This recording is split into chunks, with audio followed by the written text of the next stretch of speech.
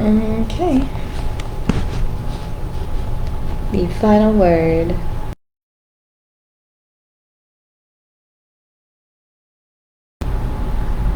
We have the final message here of Moses, which of course are blessings. So we can gather from what we know and the events that have taken place thus far, what happens after the blessing, right? Yes, a big event, sad day, if you would. But of course, mourning shan't last long. The quote for this one today is pretty fitting in my opinion. It says, "We should count time by heartthrobs." This is from Festus, 1839. We should count time by heartthrobs.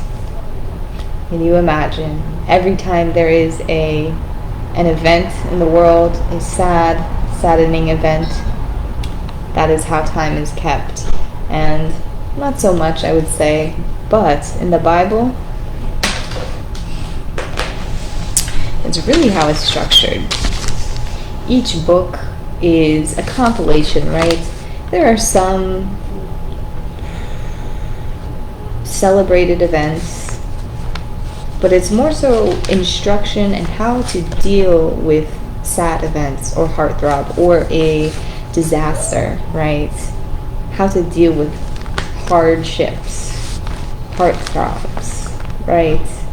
It's always some sort of, the books are structured around an important event, right? I think the only time we see the birth of anyone is Jesus, right? We hear about the birth of Jesus through prophecy and just through the narrative of other people here. But we don't hear necessarily about the birth of Moses or anything like that. But we do hear about the death of Moses and Aaron and the deaths of others, right? They're recognized later in life. Or I take that back. We did talk about the birth of Moses. It's a little bit hard to pinpoint exactly, but remember, he was the one in the basket, right? We hear about that. I've heard other opinions too on that story, but we'll just stick with what this says here. But anyways, yes, it's very much structured around heartthrob and disaster, but there are a lot of success stories as well.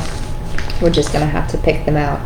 But yes, good quote. Let's go ahead and get into it and wrap up this book. We're making our headway. This is the 5th book in the Bible that we are wrapping up here today. And it begins with chapter 31. Then Moses went out and spoke these words to all Israel. I am now 120 years old, and I am no longer able to lead you. Then Moses summoned Joshua and said to him in the presence of all Israel, Be strong and courageous, for you must go with this people into the land that the Lord swore to their ancestors to give them, and you must divide it among them as their inheritance. And the Lord said to Moses, You are going to rest with your ancestors, and these people will soon prostitute themselves to the foreign gods of the land they are entering. They will forsake me and break the covenant I made with them. And in that day I will become very angry with them and forsake them. I will hide my face from them, and they will be destroyed. Many disasters and calamities will come on them, and in that day they will ask, Have not these disasters come on us because our God is not with us? For I know how rebellious and stiff-necked you are. If you have been rebellious against the Lord while I am still alive with you, how much more will you rebel after I die? Remember the days of the old. Consider the generations of long past. Ask your father, and he will tell you, your elders, and they will explain to you. The Lord alone led him. No foreign god was with him. They sacrificed to false gods which are not God, gods they had not known, gods that recently appeared, gods your ancestors did not fear. I said I would scatter them and erase their name from human memory, but I dreaded the taunt of the enemy, lest the adversary misunderstand, and say, Our hand has triumphed. The Lord has not done all this. He will say, now where are the gods, the rock they took refuge in? So, again, he's just giving them a final warning, right? He's telling them directly, some of you may do this. Some of you will go astray. But Moses is telling them, I'm not going to be with you, to tell you no, but even when I was with you, you still did these things. So I wouldn't put it past you to go ahead and disobey Joshua or whomever is the leader at the time. So he's giving them a warning, and of course everybody, as they're listening in their hearts, they're thinking, not me, right? I won't be the one to do so. But again, time can take effect, right? A forgetfulness can take place, and things do happen. But he's just giving them that final warning, trying to persuade them in the other direction. It says, see, now that myself am he. This is God's words here. There is no God besides me. I put to death, I bring to life. I have wounded, I will heal, and no one can deliver you out of my hand. They are not just idle words for you. They are your life. By them you will live long in the land you are crossing the Jordan to possess. So God is speaking through Moses, and he's saying these things. No God is greater than me. No God can do things like I do things, right? No one can deliver you out of my hand. So those words there are the words to live by and to remember always. And we go on to the blessings that Moses, the man of God, pronounced before his death. And we're going to go through all the 12 tribes, just short little sentences for each one.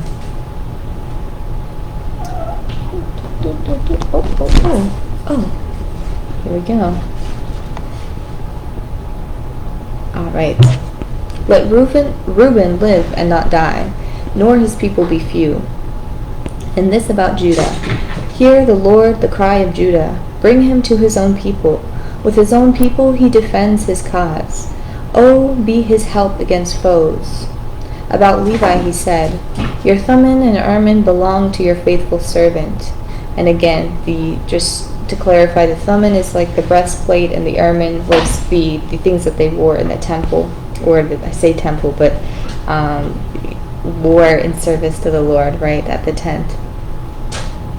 About Benjamin he said, let the beloved of the Lord rest secure in him, for he shields him all day long. And the one Lord loves rests between his shoulders. And the one the Lord loves rests between his shoulders. And about Joseph he said, in majesty he is like a firstborn bull, his horns of a wild ox. With them they will gore the nations, even those at the end of the earth. Such are 10,000s of Ephraim. Oh my goodness. Here we go. Playtime.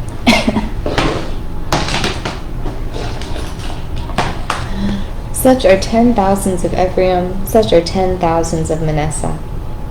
So as we remember Joseph, right, in Egypt, he had his two sons, Ephraim and Manasseh, and they exponentially grew since then.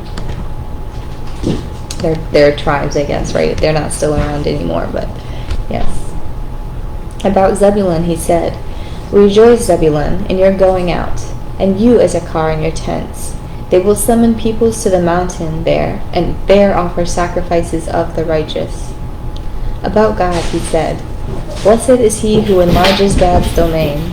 Gad lives like a lion, tearing at arm or head. About Dan he said, Dan is a lion's cub, springing out of Bashan.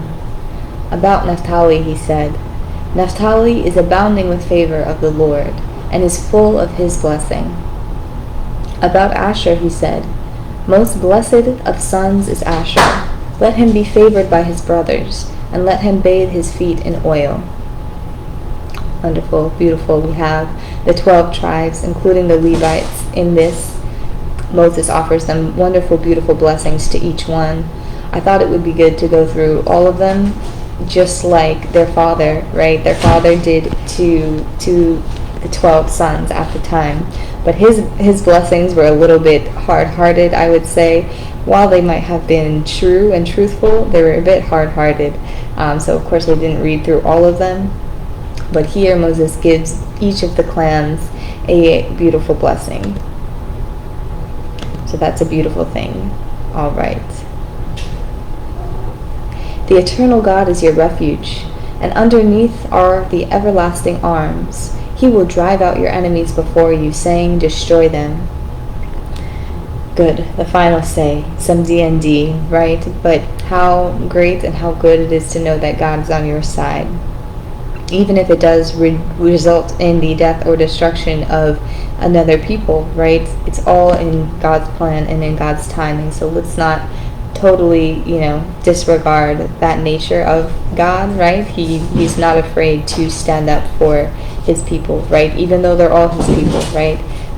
He's here and he's present in our lives to go ahead and make a perfect earth, right? A perfect dwelling place for us, apart from heaven, right? But as we pray every day, on earth as it is in heaven, right? We're trying to mimic exactly and mirror exactly what it is like in the heavenly realm here on earth. That is the end goal. So that is the reason for cleansing, if you would. And Moses, the servant of the Lord, died there in Moab, as the Lord had said. He buried him in Moab, in the valley opposite of Beth Peor. But to this day, no one knows where his grave is. So this is an important part here, because it says he buried him in Moab. Who buried Moses?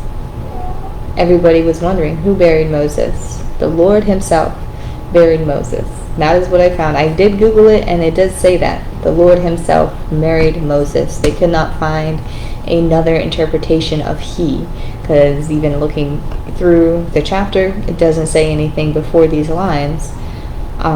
He is referred to the Lord. So the Lord came down himself and buried Moses. He made it a secret burial. They didn't have a procession, much like Joseph's procession, where they had a bunch of people moving out of Egypt and burying him all together. Moses' death was a very private death, and the Lord himself had buried him. So again, showing this special relationship, showing how, death, while it should be honored, right? It should be like an event. God is trying to make a point not to make it such a big deal, because it is the end, but is really not the end. He's going on with his ancestors. He's going on to eternal life, and he probably has a lot of rest and relaxation, but more to accomplish too, being that he developed such good leadership skills and such an honorable position with the Lord. So the Lord himself buried Moses, and from what I found, it was to keep the people from straying from the purpose, right? Not making such a big deal out of it and staying focused on what is ahead of them. They need to be prepared for what is ahead of them. It is said here they mourned him for 30 days, and it says here Moses was 120 years old when he died, yet his eyes were not weak nor his strength gone. So wonderful. We learned that Moses has his vitality. He has his vitality, and he will carry that on and be with his ancestors like the Lord had said. So very beautiful. That is it. That is the end of Deuteronomy. Again, no need to be sad. No need to be sad. It is the end of an era, but we will see what is to come after this, right? So now they should be just rearing and ready to get over to Jordan. They should be ready to go. So we're going to go into the book of Joshua next. And as we know, Joshua is the next leader, right? Moses had put his hands on Joshua and had given him the gift of the Spirit. So Joshua is going to lead these people into the land, and we'll see, right? We'll see what happens. I always we hear about leaving Egypt in Exodus, and we don't really, I can speak for myself, I'm not really sure, what comes out of that, right? Besides wandering in the desert. We kind of forget, get tired, stop reading after that part. But yes, let's go ahead and get into that next. Probably take some time to write, but I might see you soon. Have a good day.